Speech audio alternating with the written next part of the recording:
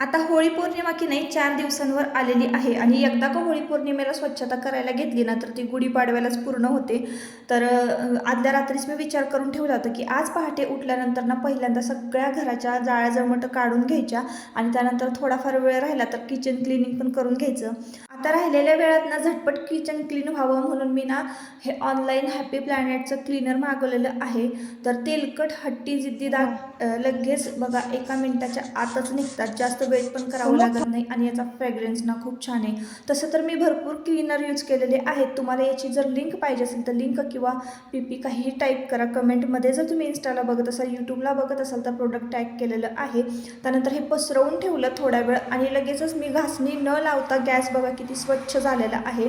पाण्यानं स्वच्छ धुवून घेतला आणि त्यानंतर लगेचच पितळेची आणि तांब्याची भांडी घासायला घेतली.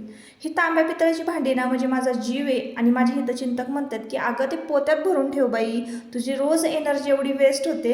पण खरं सांगू का, ह्याच भांड्यांमध्ये मला लक्ष्मी दिसते. म्हणजे मला छान वाटतं घरात बघायला तांब्या पितळेची भांडी.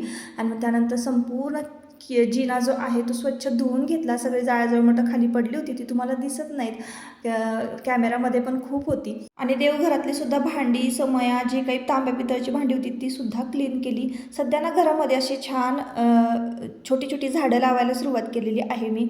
तर पहाटे सुरुवात झालेली दिवसाला. आता बघा रात्रीचे 11:15 वाजले आणि काहीसा घराचा असा लूक होता. तर भेटूया आपण नेक्स्ट व्लॉगमध्ये. चला बाय.